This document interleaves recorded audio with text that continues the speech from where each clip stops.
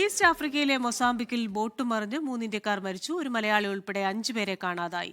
MT സീക്വസ് എന്ന എണ്ണക്കപ്പലിലെ നാവികരാണ് അപകടത്തിൽപ്പെട്ടത്. മലയാളി ഉൾപ്പെടെ 5 പേരെ രക്ഷിച്ചു. ഇതിൽ 2 പേരുടെ നില ഗുരുതരമാണ്. വിവരങ്ങളുമായി കൊച്ചിയിൽ നിന്ന് നിതിൻ അംബുജനാണ് ചേരുന്നത്. നിതിൻ, ഒരു മലയാളിയെക്കുറിച്ചുമുള്ള വിവരങ്ങൾ കൂടുതലായി ലഭിക്കുന്നുണ്ടോ ഇപ്പോൾ? മൊസാംബിക്കിലെ ബേറ തുറമുഖത്തിന് സമീപം ക്രൂ മാറ്റുന്നതിനിടെയാണ് ബോട്ട് മറിഞ്ഞ് മലയാളികളെ, കപ്പൽ ജീവനക്കാരെ കാണാതായത്. ഇതിൽ കാണാതായ ഇന്ത്യക്കാരിൽ ഒരു മലയാളിയുണ്ട്. എറണാകുളം പിറവം വെളിയനാട് സ്വദേശി ഇന്ദ്രജിത്തിനെയാണ് കാണാതായത്. ഇന്നലെ പ്രാദേശിക സമയം ഏതാണ്ട് 3:30 പുലർച്ചെ 3:30 അപകട നടത്തിയെങ്കിലും ഇതുവരെ ഇന്ദ്രിയത്തിനടക്കമുള്ള ആളുകളെ കണ്ടെത്താൻ സാധിച്ചിട്ടില്ല.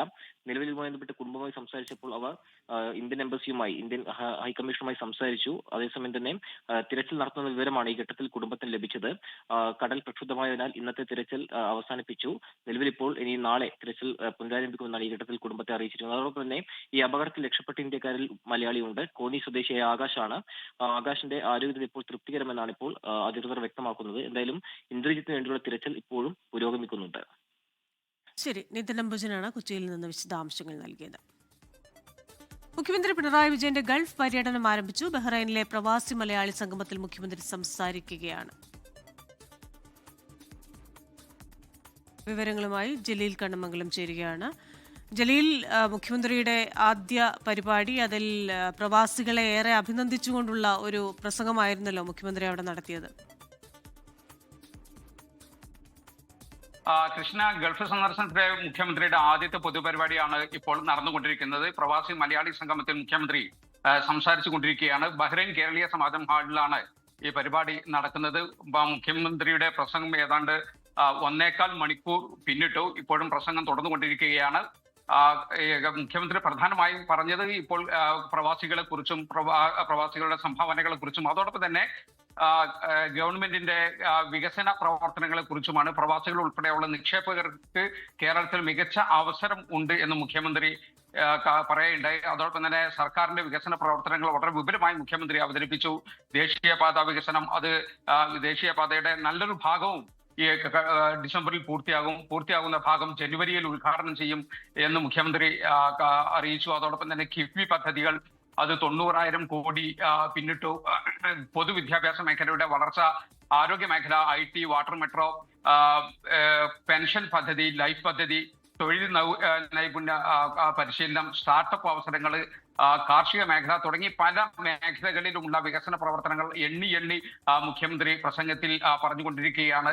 പ്രസംഗത്തിന്റെ തുടക്കം തന്നെ പ്രവാസികളുടെ സംഭാവനകളെ കുറിച്ചാണ് മുഖ്യമന്ത്രി പറഞ്ഞത്. ബഹ്റൈൻ കേരളവുമായി ഏറ്റവും അടുത്ത് നിൽക്കുന്ന ഒരു രാജ്യമാണെന്ന് പറഞ്ഞുകൊണ്ടാണ് മുഖ്യമന്ത്രി പ്രസംഗം ആരംഭിച്ചത്. മലയാളത്തെ കേരളത്തിന്റെ അതിരുകൾക്കപ്പുറത്ത് എത്തിക്കാനുള്ള ശ്രമം ആരംഭിച്ചത് തന്നെ പ്രവാസികളാണ്. അത് സർക്കാരിന് തന്നെ മാതൃക ആയിരുന്നു എന്നാണ് മുഖ്യമന്ത്രി പറഞ്ഞത്. കേരളത്തിന്റെ പുരോഗതിക്ക് തുടക്കം കുറിച്ചത് ഭൂപരിഷ്കരണവും അതോടൊപ്പം തന്നെ പ്രവാസവുമാണ്, പ്രത്യേകിച്ച് ഗൾഫ് കുടിയേറ്റമാണ് എന്ന് മുഖ്യമന്ത്രി പറയുണ്ടായി. സാമ്പത്തിക വിദ്യാഭ്യാസ മേഖലകളിലൊക്കെ ഉള്ള പ്രവാസികളുടെ പങ്കിനെ കുറിച്ച് മുഖ്യമന്ത്രി പ്രത്യേകം പറഞ്ഞു.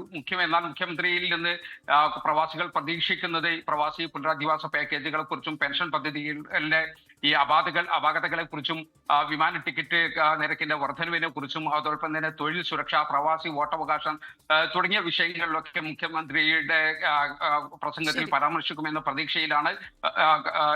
അതോടൊപ്പം തന്നെ അതുമായി ബന്ധപ്പെട്ട സർക്കാരിന്റെ നിലപാടുകളൊക്കെ മുഖ്യമന്ത്രി പറയുമെന്നാണ് പ്രതീക്ഷ. ഏതാനും മലയാളം മിഷൻ ലോക കേരള സഭയുമാണ് ഈ പരിപാടി സംഘടിപ്പിക്കുന്നത്.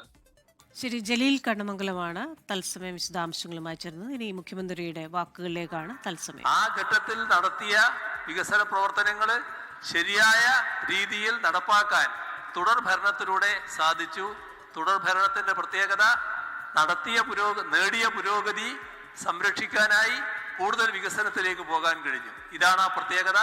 ആ പ്രത്യേകത നിങ്ങൾ ഉൾക്കൊള്ളണം. എല്ലാവരുടെയും സഹകരണവും പിന്തുണയും ഉണ്ടാകണമേ എന്ന് മാത്രം അഭ്യർത്ഥിച്ചുകൊണ്ട് നിറഞ്ഞ സന്തോഷത്തോടെ നിങ്ങളെ എല്ലാവരെയും അഭിവാദ്യം ചെയ്തുകൊണ്ട് അവസാനിപ്പിക്കുന്നു. നിറഞ്ഞ കരഘോഷങ്ങളോടെയാണ് മുഖ്യമന്ത്രിയുടെ വാക്കുകളെ പ്രവാസി സമൂഹം ബഹ്റൈനിൽ സ്വീകരിച്ചത്. മറ്റൊരു വാർത്തയിലേക്ക്. ശബരിമല സ്വർണ്ണക്കൊള്ളയിൽ വൻ ഗൂഢാലോചനയെന്ന റിമാൻഡ് റിപ്പോർട്ട്. സ്വർണ്ണപ്പാളികളിൽ നിന്ന് ഉണ്ണികൃഷ്ണൻ പോറ്റി തട്ടിയെടുത്തത് 2 കിലോ സ്വർണം. പാളികളിൽ പൂശാൻ സ്പോൺസർ നൽകിയ സ്വർണവും ഉണ്ണികൃഷ്ണൻ പോറ്റി കവർന്നെന്നും റിപ്പോർട്ടിലുണ്ട്. തട്ടിയെടുത്ത സ്വർണം പലർക്കായി വീതിച്ചെന്നും ദേവസ്വം ഉദ്യോഗസ്ഥർ പങ്കുപറ്റിയെന്നുമാണ് പ്രതിയുടെ മൊഴി. സ്വർണ്ണക്കൊള്ളയിൽ ഉണ്ണികൃഷ്ണൻ പോറ്റി നടത്തിയ ഇടപെടലുകൾ റിമാൻഡ് റിപ്പോർട്ടിൽ അക്കമിട്ട് പറയുന്നുണ്ട്. ശബരിമലയെക്കുറിച്ച് കൃത്യമായ അറിവുള്ള ഉണ്ണികൃഷ്ണൻ പോറ്റി ഗൂഢാലോചനയിലൂടെ നടത്തിയ സ്വർണ്ണക്കൊള്ളയെന്നാണ് SIT കണ്ടെത്തൽ. ദ്വാരപാലക ശില്പങ്ങളിലെയും ശ്രീകോവിലിന്റെ കട്ടളപ്പടിയിലുമുള്ള 2 കിലോ സ്വർണം ഉണ്ണികൃഷ്ണൻ പോറ്റി തട്ടിയെടുത്തു. വ്യാജരേഖകൾ ചമച്ചും വിശ്വാസവഞ്ചന കാണിച്ചുമായിരുന്നു തട്ടിപ്പ്. ചെന്നൈ സ്മാർട്ട് ക്രിയേഷൻസിൽ എത്തിച്ച് അവരുടെ അറിവോടുകൂടിയാണ് സ്വർണം വേർതിരിച്ചെടുത്തത്. ഇത് മറച്ചുവയ്ക്കാൻ 394.900 ഗ്രാം സ്വർണം പൂശി ഇവ തിരികെ സന്നിധാനത്ത് എത്തിച്ച് കബളിപ്പിച്ചു. പകരം സ്വർണം പൂശാൻ സ്പോൺസർമാരിൽ നിന്നും സ്വർണം ശേഖരിച്ച് അതും തട്ടിയെടുത്തു. കർണാടക, തമിഴ്നാട്, ആന്ധ്ര തുടങ്ങിയ സ്ഥലങ്ങളിൽ സ്വർണ്ണപ്പാളികൾ പ്രദർശിപ്പിച്ച് ആചാരലംഘനം നടത്തിയെന്നും പറയുന്നു. കേസിൽ പ്രതികളായ ദേവസ്വം ബോർഡ് ഉദ്യോഗസ്ഥരെയും റിമാൻഡ് റിപ്പോർട്ടിൽ ലക്ഷ്യമിടുന്നുണ്ട്. 2 മുതൽ 10 വരെയുള്ള ദേവസ്വം ബോർഡ് ഉദ്യോഗസ്ഥരായ പ്രതികൾ ഉണ്ണികൃഷ്ണൻ പോറ്റിക്ക് രേഖകൾ തിരുത്തിയും വ്യാജരേഖകൾ ചമച്ചും ഒത്താശ ചെയ്തുവെന്നാണ് കണ്ടെത്തൽ. എന്നാൽ തട്ടിയെടുത്ത സ്വർണം എന്തു ചെയ്തുവെന്ന് പരാമർശമില്ല. കൂട്ടുത്തരവാദികളുടെ പങ്കിനെപ്പറ്റി വിശദമായി അന്വേഷിക്കണമെന്നാണ് കസ്റ്റഡി അപേക്ഷയിൽ പറയുന്ന കാര്യം. പ്രതികളുടെ പ്രവർത്തികൾ സമൂഹത്തിലും വിശ്വാസികൾക്കിടയിലും ആശങ്ക ഉണ്ടാക്കിയെന്നും കസ്റ്റഡി റിപ്പോർട്ടിൽ പറയുന്നു. അതിനിടെ പ്രതിപ്പട്ടികയിൽ ഉൾപ്പെട്ട NSS Perunna Karayogam vice president കൂടിയായിരുന്ന മുരാരി ബാബുവിന്റെ രാജി NSS എഴുതി വാങ്ങി. വിവാദ കാലയളവിൽ അഡ്മിനിസ്ട്രേറ്റീവ് ഓഫീസറായിരുന്ന മുരാരി ബാബുവിനെ ദേവസ്വം ബോർഡ് സസ്പെൻഡ് ചെയ്തിരുന്നു. 24 തിരുവനന്തപുരം. ശബരിമല ശ്രീകോവിലിനു മുന്നിലെ ദ്വാരപാലക ശില്പത്തിലെ സ്വർണ്ണപ്പാളികൾ പുനഃസ്ഥാപിച്ചു. തുലാമാസ പൂജകൾക്കായി നട തുറന്നതിന് ശേഷമാണ് 2 ദ്വാരപാലക ശില്പങ്ങളിലായി 14 സ്വർണ്ണപ്പാളികൾ സ്ഥാപിച്ചത്. ചെന്നൈയിൽ നിന്ന് അറ്റകുറ്റപ്പണികൾക്ക് ശേഷം എത്തിച്ച സ്വർണ്ണപ്പാളികൾ സന്നിധാനത്തെ സ്ട്രോങ് റൂമിൽ സൂക്ഷിച്ചിരിക്കുകയായിരുന്നു. വിവാദങ്ങളുടെ പശ്ചാത്തലത്തിൽ ഹൈക്കോടതിയുടെ കർശന നിർദ്ദേശം പാലിച്ചാണ് ദ്വാരപാലക ശില്പത്തിലെ സ്വർണ്ണപ്പാളികൾ പുനഃസ്ഥാപിച്ചത്. തുലാമാസ പൂജകൾക്കായി നട തുറന്ന് പ്രത്യേക പൂജകൾക്ക് ശേഷമാണ് സ്വർണ്ണപ്പാളികൾ തിരികെ സ്ഥാപിച്ചത്.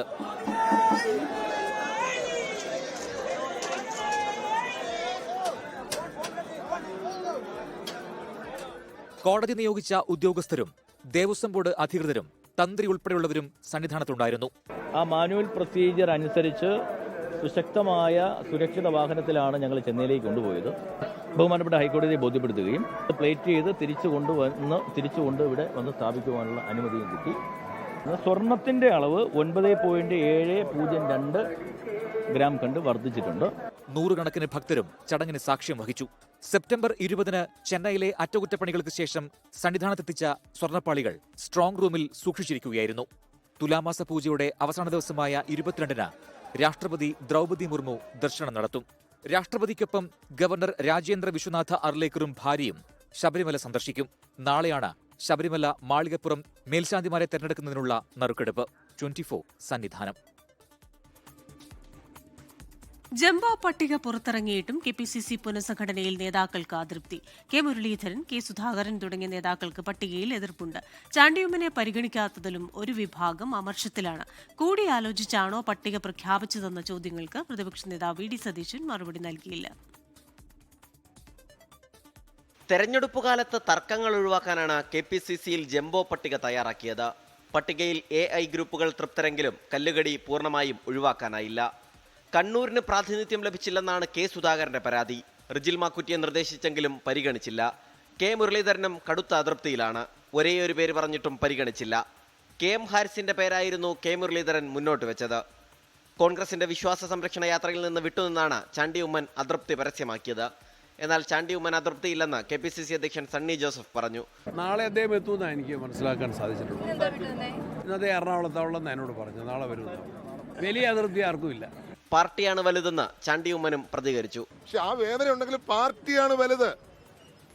ശ്രീ അബിനും മനസ്സിലാക്കണം, പാർട്ടിയാണ് വലുത്. പാർട്ടിയോടൊപ്പം നിൽക്കണമെന്നാണ് ഞാൻ പറയുന്നത്. നിങ്ങൾ വേറൊരു സെൻസിലേക്ക് അതിനെ കൊണ്ടുപോയി. പട്ടിക കൂടിയാലോചിച്ച് പ്രഖ്യാപിച്ചതാണോ എന്ന ചോദ്യങ്ങൾക്ക് പ്രതിപക്ഷ നേതാവ് VD സതീശൻ മറുപടി നൽകിയില്ല. എനിക്ക് ആകെയുള്ളൊരു ചെറിയ വിഷമം അതിന് KPCCയുടെ സെക്രട്ടറിമാരെ അനൗൺസ് ചെയ്യാൻ പറ്റിയില്ല എന്നുള്ള. പുനഃസംഘടനയെ പരസ്യമായി എതിർത്ത് AICC വക്താവ് ഷമാ മുഹമ്മദും രംഗത്തെത്തി. കഴിവ് ഒരു മാനദണ്ഡമാണോ എന്നായിരുന്നു ഷമാ മുഹമ്മദിന്റെ ഫേസ്ബുക്കിലെ പരിഹാസം. അതേസമയം മതിയായ പ്രാതിനിധ്യം ലഭിച്ചു എന്നാണ് AI ഗ്രൂപ്പുകളുടെ വിലയിരുത്തൽ. പുതിയ രാഷ്ട്രീയകാര്യ സമിതിയിൽ 3 പേരെയും വൈസ് പ്രസിഡന്റുമാരിൽ 4 പേരെയും എ ഗ്രൂപ്പിന് ലഭിച്ചു. ജനറൽ സെക്രട്ടറിമാരിലും എ ഗ്രൂപ്പിന് ആധിപത്യമുണ്ട്. മുന്നോട്ട് വെച്ചവരിൽ 19 പേരെ പരിഗണിച്ചു എന്ന സംതൃപ്തി രമേശ് ചെന്നിത്തലയ്ക്കുമുണ്ട്. Salim Malik, 24, Thiruvananthapuram. Ernakulam Palluruthy Saint Rita's public സ്കൂളിലെ ശിരോവസ്ത്ര വിവാദത്തിൽ സ്കൂളിന് ഹൈക്കോടതിയിൽ നിന്ന് തിരിച്ചടി. ശിരോവസ്ത്രം ധരിച്ച വിദ്യാർത്ഥിനിയെ സ്കൂളിൽ പ്രവേശിപ്പിക്കണമെന്ന DDUയുടെ ഉത്തരവ് സ്റ്റേ ചെയ്യാൻ ഹൈക്കോടതി വിസമ്മതിച്ചു. മാനേജ്മെന്റ് നൽകിയ ഹർജിയിൽ വിദ്യാർത്ഥിനിയുടെ പിതാവ് കക്ഷി ചേരും. കുട്ടിക്ക് ശിരോവസ്ത്രം ധരിച്ച് സ്കൂളിൽ വരുന്നതിന് തടസ്സങ്ങളില്ലെന്ന DDEയുടെ ഉത്തരവ് സ്റ്റേ ചെയ്യണമെന്നാവശ്യപ്പെട്ടാണ് സ്കൂൾ ഹൈക്കോടതിയെ സമീപിച്ചത്. എന്നാൽ ഉത്തരവ് സ്റ്റേ ചെയ്യാൻ ഹൈക്കോടതി വിസമ്മതിച്ചു. വിഷയത്തിൽ സ്കൂളിനോട് കോടതി വിശദീകരണം തേടി. 149 മുസ്ലിം വിദ്യാർത്ഥികൾ പഠിക്കുന്നുണ്ടെന്ന് മാനേജ്മെന്റിന് വേണ്ടി ഹാജരായ അഭിഭാഷക പറഞ്ഞു. സ്കൂളിലുള്ളത് കുട്ടികൾ മാത്രമാണെന്ന് കോടതി തിരുത്തി. വിവാദങ്ങൾക്കിടയിൽ സ്കൂൾ മാറാൻ തീരുമാനിച്ചിരിക്കുകയാണ് കുട്ടിയുടെ കുടുംബം. ഹിജാബ് ധരിച്ച് അവിടെ പഠിക്കുന്നത് മറ്റു കുട്ടികൾ ഭയമുളവാക്കുന്നുവെന്ന് ആ പ്രിൻസിപ്പൾ പറഞ്ഞപ്പോൾ എൻ്റെ കുട്ടിൻ്റെ മാനസികാവസ്ഥ വളരെ സങ്കീർണമായി. അങ്ങനെ ഒരു വാക്ക് ഒരു പ്രിൻസിപ്പൾ ഉപയോഗിക്കാൻ പാടില്ലാത്ത വാക്കാണത്. എന്നാൽ നിലപാടിൽ ഉറച്ചു നിൽക്കുകയാണ് സ്കൂൾ മാനേജ്മെന്റ്. സ്കൂളിന്റെ നിയമവും നിയന്ത്രണങ്ങളും അനുസരിച്ച് വന്നാൽ വിദ്യാർത്ഥിയെ സ്വീകരിക്കുമെന്ന് school principal sister Helena Alby. ഇവിടുത്തെ ഈ സ്കൂളിലെ നിയമങ്ങളും നിബന്ധനകളും അനുസരിച്ച് ഞങ്ങളുടെ വിദ്യാർത്ഥിനി വന്നാൽ ആദ്യ ദിനം വന്ന അതേ സ്നേഹത്തിൽ വിദ്യാഭ്യാസം പൂർത്തിയാകുവോളം ആ കുഞ്ഞിനെ വിദ്യ നൽകാൻ ഞങ്ങൾ തയ്യാറാണ്. വിഷയത്തിൽ സ്കൂൾ മാനേജ്മെന്റിനെതിരെ രൂക്ഷമായ വിമർശനവുമായി ഇന്നും വിദ്യാഭ്യാസ മന്ത്രി വി ശിവൻകുട്ടി രംഗത്തെത്തി. ഇവിടെ നമുക്ക് കാണാൻ ഒരു അത്ഭുതകരമായ കാര്യമാണ്. ശിരോവസ്ത്രം ധരിച്ചുകൊണ്ടുള്ള നിൽക്കുന്ന ടീച്ചറാണ് പിന്നെ കുട്ടിയോട് പറഞ്ഞത് ശിരോവസ്ത്രം ധരിക്കാൻ വേണ്ടി പാടില്ല എന്ന്. അതൊക്കെ ഒരു വിരോധാഭാസമായിട്ട് മാത്രമേ നമുക്ക് കാണുന്നതിന് വേണ്ടി കഴിയുള്ളൂ. വിഷയത്തിൽ വർഗീയ മുതലെടുപ്പിന് കോൺഗ്രസും SDPI ജമാഅത്തെ ഇസ്ലാമി അടക്കം ശ്രമിച്ചുവെന്ന് CPIM കുറ്റപ്പെടുത്തി. സ്കൂളിനെതിരെ കൂടുതൽ നടപടികൾ വിദ്യാഭ്യാസ വകുപ്പിന്റെ ഭാഗത്തുനിന്നുണ്ടാകാനാണ് സാധ്യത. 24, കൊച്ചി. എറണാകുളം പള്ളുരുത്തി സെയിന്റ് റീതാസ് സ്കൂളിനെതിരെ SKSSF മതവിശ്വാസം അനുസരിച്ച് വസ്ത്രധാരണം ചെയ്തതിന് വിദ്യാർത്ഥിനിക്ക് പ്രവേശനം നിഷേധിച്ച നടപടി പ്രതിഷേധാർഹം. സ്കൂൾ അധികൃതർ പ്രാകൃത നിലപാടുകളിൽ നിന്ന് പിന്തിരിയണമെന്നും SKSS ആവശ്യപ്പെട്ടു. കുട്ടിയുടെ വിദ്യാഭ്യാസം മുടങ്ങിയത് നിർഭാഗ്യകരമെന്ന് മുസ്ലിം ലീഗ് ദേശീയ ജനറൽ സെക്രട്ടറി PK കുഞ്ഞാലിക്കുട്ടി പ്രതികരിച്ചു. പള്ളുരുത്തി സ്കൂളിൽ ഉണ്ടായ പ്രശ്നത്തെക്കുറിച്ച് പറയാതിരിക്കാൻ വയ്യ. വളരെ വളരെ നിർഭാഗ്യകരമായിപ്പോയി. നമ്മുടെ കേരളത്തിൽ സംഭവിച്ചുകൂടാത്തതാണ്. നിയമം അനുസരിച്ച് വരികയാണെങ്കിൽ എന്നാ പറഞ്ഞത്. എന്ത് നിയമമാണത്? ഒരു കുട്ടിയുടെ തലയിൽ 1 മുഴം നീളം ഉള്ള ഒരു തുണി അവരുടെ ശിരോവസ്ത്രം പോലെ തന്നെ, അത് കണ്ടാൽ പേടിയാവും, അത് നിയമവിരുദ്ധമാണ് എന്നൊക്കെ പറഞ്ഞ് ഒരു കുട്ടിയുടെ വിദ്യാഭ്യാസം മുടങ്ങിയത് അത് വളരെ വളരെ നിർഭാഗ്യകരമായി കേരളത്തിൽ സംഭവിച്ചുകൂടാത്ത ഒന്നാണ്. ഇതുവരെയും സംഭവിച്ചിട്ടില്ലാത്ത ഒന്നുമാണ്. പൊതുസമൂഹം ഇതിനെ അങ്ങേയറ്റം നിരുത്സാഹപ്പെടുത്തേണ്ടതാണ്. യാതൊരു സംശയവും ആ കാര്യത്തിൽ എനിക്കില്ല. അഫ്ഗാനിസ്ഥാനുമായും ഇന്ത്യയുമായും യുദ്ധസാധ്യതയെന്ന് പാകിസ്ഥാൻ പ്രതിരോധ മന്ത്രി ഖ്വാജ മുഹമ്മദ് ആസിഫാണ് പ്രകോപനവുമായി രംഗത്ത് വന്നത്. ഇതിനിടെ പാകിസ്ഥാൻ വധിക്കാൻ ശ്രമിച്ച പാക് താലിബാൻ തലവൻ നൂർ വാലി മെഹ്സൂദ് പാകിസ്ഥാനെതിരെ വീഡിയോ സന്ദേശവുമായി രംഗത്തെത്തി. ഒരേ സമയം ഇന്ത്യയുമായും അഫ്ഗാനിസ്ഥാനുമായും യുദ്ധമുണ്ടാകാൻ സാധ്യതയുണ്ടെന്നാണ് ഒരു ടെലിവിഷൻ അഭിമുഖത്തിൽ പാകിസ്ഥാൻ പ്രതിരോധ മന്ത്രി ഖാജ മുഹമ്മദ് ആസിഫ് പറഞ്ഞത്. പാകിസ്ഥാൻ അഫ്ഗാനിസ്ഥാൻ സൈനിക സംഘർഷത്തിൽ 48 മണിക്കൂർ നേരത്തേക്ക് ഏർപ്പെടുത്തിയ താൽക്കാലിക വെടിനിർത്തൽ ഇന്ന് അവസാനിക്കുകയാണ്. പാക് അഫ്ഗാൻ അതിർത്തിയിൽ ഇന്ത്യ ഇടപെടുന്നുവെന്നും ഖാജ ആസിഫ് പറഞ്ഞു. അഫ്ഗാനിസ്ഥാനിലെ താലിബാൻ വിദേശകാര്യമന്ത്രി അമീർ ഖാൻ മുത്തക്കി ഇന്ത്യ സന്ദർശിച്ചതിനു പിന്നാലെയാണ് അഫ്ഗാനിസ്ഥാൻ പാകിസ്ഥാൻ അതിർത്തിയിൽ ആക്രമണം ശക്തമായതെന്നും താലിബാന് പിന്നിൽ ഇന്ത്യയാണെന്നും പാകിസ്ഥാൻ പ്രതിരോധ മന്ത്രി പറഞ്ഞു. ഇതിനിടെ പാകിസ്ഥാനെതിരെ വീഡിയോ സന്ദേശവുമായി പാക് താലിബാൻ സംഘടനയായ ടെഹ്രീക് താലിബാൻ പാകിസ്ഥാൻ തലവൻ നൂർവാലി മെഹ്സൂദ് രംഗത്തെത്തി. താലിബാനെതിരെ പാകിസ്ഥാൻ നടത്തുന്ന ആരോപണങ്ങൾ അടിസ്ഥാനരഹിതമാണെന്ന് വീഡിയോയിൽ മെഹ്സൂദ് പറഞ്ഞു. കഴിഞ്ഞയാഴ്ചയാണ് നൂർവാലി മെഹ്സൂദിനെ ലക്ഷ്യം വെച്ച് പാകിസ്ഥാൻ വ്യോമാക്രമണം നടത്തിയത്. International desk 24. ഭിന്നശേഷിക്കാരുടെ സമഗ്ര വികസനം ലക്ഷ്യമിട്ട് M-Cube പരിപാടിയുമായി ഗോപിനാഥ് മുതുകാട് ഒമാനിലെത്തുന്നു. തിരുവനന്തപുരം ഡിഫറന്റ് ആർട്സ് സെന്ററിന്റെ നേതൃത്വത്തിൽ ലോകോത്തര മാതൃകയിൽ കാസർഗോഡ് നിർമ്മിക്കുന്ന international institute for people with disability സംരംഭത്തിന്റെ ഫണ്ട് ശേഖരണാർത്ഥമാണ് പരിപാടി. നന്മ കാസർഗോഡിന്റെ ആഭിമുഖ്യത്തിലാണ് പരിപാടി. 120 കോടി രൂപ ചെലവിൽ നിർമ്മിക്കുന്ന സംരംഭത്തിന് പ്രവാസ ലോകത്തിന്റെ പിന്തുണ ഉറപ്പാക്കുകയാണ് പരിപാടിയുടെ ലക്ഷ്യം. ഈ വർഷം ഫെബ്രുവരിയിൽ മുഖ്യമന്ത്രി പിണറായി വിജയൻ IIPDക്ക് തറക്കല്ലിട്ടിരുന്നു. 1000 ദിനങ്ങൾ കൊണ്ട് പദ്ധതി പൂർത്തീകരിക്കുകയാണ് ലക്ഷ്യം. അടുത്ത വർഷം ഫെബ്രുവരിയിൽ ഒന്നാംഘട്ട പ്രവർത്തനം സജ്ജമാക്കാൻ കഴിയുമെന്നാണ് പ്രതീക്ഷയെന്ന് ഗോപിനാഥ് മുതുകാട് പറഞ്ഞു. യുക്രൈൻ യുദ്ധത്തിന്റെ പരിഹാരത്തിനായി വീണ്ടും ട്രംപ് പുടിൻ കൂടിക്കാഴ്ചയ്ക്ക് കളമൊരുങ്ങുന്നു. ഹംഗറിയുടെ തലസ്ഥാനമായ ബുഡാപെസ്റ്റിൽ വൈകാതെ ചർച്ച നടക്കുമെന്ന് ഡൊണാൾഡ് ട്രംപ് പറഞ്ഞു. അതേസമയം ഇന്ന് വൈറ്റ് ഹൌസിൽ യുക്രൈൻ പ്രസിഡന്റ് വൊളോദിമിർ സെലൻസ്കിയുമായും ട്രംപ് കൂടിക്കാഴ്ച നടത്തി. വൊളോദിമിർ സെലൻസ്കിയുമായി ഇന്ന് കൂടിക്കാഴ്ച നടത്തുന്നതിന് മുന്നോടിയായാണ് ഇന്നലെ റഷ്യൻ പ്രസിഡന്റ് വ്ളാഡിമിർ പുടിനുമായി ഡൊണാൾഡ് ട്രംപ് 2 മണിക്കൂറോളം ഫോണിൽ ചർച്ച നടത്തിയത്. യുക്രൈൻ വിഷയത്തിൽ അലാസ്കയിലെ ആങ്കറേജിൽ ഓഗസ്റ്റ് 15-ന് കൂടിക്കാഴ്ച നടത്തിയതിനു ശേഷം ഇതാദ്യമായാണ് ഇരുവരും തമ്മിലെ സംസാരം. ഗസയിൽ വെടിനിർത്താനായത് യുക്രൈൻ റഷ്യ യുദ്ധം അവസാനിപ്പിക്കുന്നതിനുള്ള ചർച്ചകളിലേക്ക് നയിക്കുമെന്ന് വിശ്വസിക്കുന്നുവെന്ന ട്രംപിന്റെ പ്രതികരണം. 2 ആഴ്ചയ്ക്കുള്ളിൽ താനും പുടിനുമായി ഹംഗറി തലസ്ഥാനമായ ബുഡാപെസ്റ്റിൽ കൂടിക്കാഴ്ച നടത്തുമെന്നും ട്രംപ് വ്യക്തമാക്കി. യുക്രൈന് കൂടുതൽ സൈനിക സഹായം ആവശ്യപ്പെട്ടാണ് ഇന്ന് സെലൻസ്കി ട്രംപിനെ കാണുന്നത്. റഷ്യയിലെ സൈനിക താവളങ്ങൾ ലക്ഷ്യം വെക്കുന്നതിന് അമേരിക്കൻ നിർമ്മിത ദീർഘദൂര ടോമോഹോക്ക് മിസൈലുകൾ സെലൻസ്കി നേരത്തെ ആവശ്യപ്പെട്ടിരുന്നു.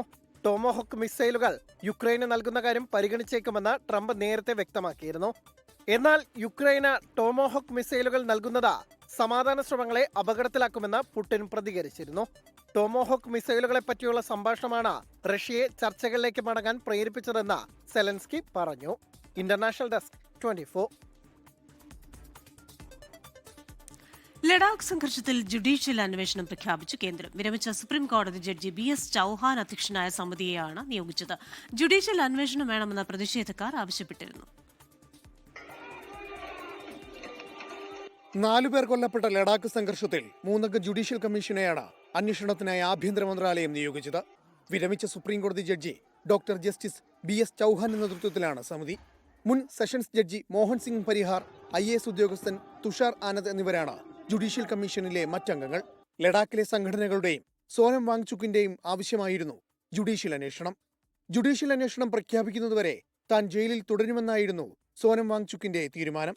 ലഡാക്കിന് സംസ്ഥാന പദവിയും 6-ാം ഷെഡ്യൂളിൽ ഉൾപ്പെടുത്തണമെന്നും ആവശ്യപ്പെട്ട് സോനം വാങ്ചുക് നടത്തിയ നിരാഹാര സമരത്തിൽ പോലീസ് ഇടപെട്ടതോടെയാണ് സംഘർഷമുണ്ടായത്.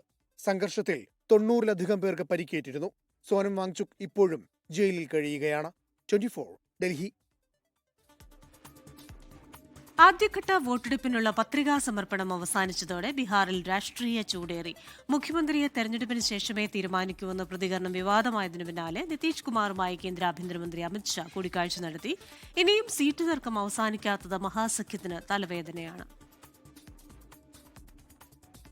മുഖ്യമന്ത്രി നിതീഷ് കുമാറിനെ വസതിയിലെത്തിയാണ് അമിത്ഷാ കണ്ടത്. ഉപമുഖ്യമന്ത്രി സാമ്രാട് ചൌധരി, JDU MP സഞ്ജയ് ജ തുടങ്ങിയ പ്രധാന നേതാക്കൾ കൂടിക്കാഴ്ചയിൽ പങ്കെടുത്തു. തെരഞ്ഞെടുപ്പിന് ശേഷം മാത്രമേ BJPയും സഖ്യകക്ഷികളും മുഖ്യമന്ത്രിയെ തീരുമാനിക്കുകയുള്ളൂവെന്ന ദേശീയ മാധ്യമത്തിന് അമിത്ഷാ നൽകിയ പ്രതികരണം വിവാദമായിരുന്നു. പിന്നാലെയാണ് കൂടിക്കാഴ്ച. ബീഹാർ പുരോഗതികൾ കൈവരിച്ചുവെന്നും ലാലു പ്രസാദ് യാദവിന്റെയും റാബ്രി ദേവിയുടെയും ജംഗിൾ രാജ് NDA സർക്കാരാണ് അവസാനിപ്പിച്ചതെന്നും അമിത്ഷാ. ആദ്യഘട്ട വോട്ടെടുപ്പിനുള്ള പത്രികാ സമർപ്പണത്തിനുള്ള സമയപരിധി ഇന്ന് അവസാനിച്ചു. 49 പേരുടെ സ്ഥാനാർത്ഥി പട്ടിക കോൺഗ്രസ് പ്രഖ്യാപിച്ചു. CPI 6 മണ്ഡലങ്ങളിലും CPIM 4 മണ്ഡലങ്ങളിലും മത്സരിക്കും. അതിനിടെ ബെഗുസരായിലെ ബച്വാരിയിൽ CPIയും കോൺഗ്രസും സ്ഥാനാർത്ഥികളെ നിർത്തി. ബീഹാറിൽ പോരാട്ടത്തിനൊരുങ്ങി നേതാക്കൾ. പ്രധാനമന്ത്രി ഉൾപ്പെടെ 40ഓളം പ്രമുഖ നേതാക്കൾ NDAയ്ക്കായി ബീഹാറിൽ പ്രചരണത്തിനെത്തും. പ്രധാനപ്പെട്ട നേതാക്കളെ മഹാസഖ്യവും ബീഹാറിലേക്ക് എത്തിക്കും. പട്നയിൽ നിന്ന് ക്യാമറാമാൻ ജിജീന്ദ്രനൊപ്പം വിനീത VG 24. 24ഉം K ചിറ്റിലപ്പള്ളി ഫൗണ്ടേഷനും ചേർന്ന് നിർമ്മിക്കുന്ന 100 വീട് ഭവന പദ്ധതിയിൽ ഒരു കുടുംബത്തിനു കൂടി വീടൊരുങ്ങി. പാലക്കാട് കാരങ്കോട് ഉണ്ണികൃഷ്ണൻ ശോഭന ദമ്പതികൾക്കും 2 പെൺകുട്ടികൾക്കുമുള്ള വീടിന്റെ താക്കോൽ ദാനം നടന്നു. K Chittilappilly foundation executive director George Sleeba, joint executive director B Jayaraj എന്നിവർ ചേർന്ന് താക്കോൽ കൈമാറി. വർഷങ്ങൾക്ക് മുൻപ് ഒരു മഴക്കാലത്ത് തകർന്നതാണ് ഉണ്ണികൃഷ്ണന്റെ വീട്. കൂലിപ്പണിക്കാരനായ ഉണ്ണികൃഷ്ണനും രോഗിയായ ഭാര്യയും 2 പെൺമക്കളും ഷീറ്റ് മേന കുടിലായിരുന്നു പിന്നീട് താമസം. ഓരോ മഴക്കാലത്തും ഭയത്തോടെ കഴിഞ്ഞിരുന്ന കുടുംബത്തിന് താങ്ങായത് 24ഉം കെ ചിറ്റിലപ്പിള്ളി ഫൗണ്ടേഷനും. ഒരുപാട് ഞാൻ മക്കളെയും കൊണ്ട് ഒരുപാട് ബുദ്ധിമുട്ടി ഓരോ ഷെഡിൽ ജീവിച്ചിരുന്നു. എപ്പോൾ എനിക്കൊരു വീട് കിട്ടുന്നുള്ളതൊരു മനസ്സിലേക്ക് വേദനയുണ്ടായിരുന്നു. ദൈവം എനിക്ക് ഇവരെ കൊണ്ട് കാണിച്ചു തന്നിട്ട് എനിക്ക് ഇങ്ങനെയൊരു വീടാക്കി തന്നതിൽ ഒരുപാട് സന്തോഷം. ഏറെ അഭിമാനമുള്ള നിമിഷമെന്ന് K Chittilappilly foundation executive director doctor George Sleeba. വളരെയധികം സന്തോഷമുണ്ട്, അഭിമാനമുണ്ട്. ചിറ്റിലപ്പള്ളി ഫൗണ്ടേഷനും 24 കണക്റ്റുമായിട്ട് ചേർന്ന് 100 വീടുകൾ നിർമ്മിക്കുന്നതിൽ 34ാമത്തെ വീടിൻ്റെ താക്കോൽ കൈമാറ്റമാണ് ഇന്നിവിടെ നടക്കുന്നത്. 24 കണക്റ്റും കെ ചിറ്റിലപ്പിള്ളി ഫൗണ്ടേഷനും ചേർന്ന് നിർമ്മിക്കുന്ന 100 വീട് ഭവന പദ്ധതിയിൽ 34ാമത്തെയും പാലക്കാട് ജില്ലയിലെ 4ാമത്തെയും വീടാണ് ഇന്ന് കൈമാറിയത്. K Chittilappilly foundation executive director doctor George Sleeba, joint director B Jayaraj എന്നിവർ ചേർന്നാണ് താക്കോൽ കൈമാറിയത്. Social initiative director SM Vinod, 24 connect state coordinator Ramesh എന്നിവർ സംസാരിച്ചു. ജില്ലാ കോർഡിനേറ്റർ ജയപ്രകാശ്, താലൂക്ക് കോർഡിനേറ്റേഴ്സ് എന്നിവർ പരിപാടിയിൽ പങ്കെടുത്തു. 24 പാലക്കാട്. ലോകത്തെവിടെയായാലും ഏത് സമയത്തും 24 വാർത്തകളും ഓഗ്മെന്റഡ് റിയാലിറ്റി പാക്കേജുകളും എക്സ്പ്ലെയിനറുകളും വിശദമായി കാണാൻ ഞങ്ങളുടെ യൂട്യൂബ് ചാനൽ നിങ്ങൾക്ക് സബ്സ്ക്രൈബ് ചെയ്യാം.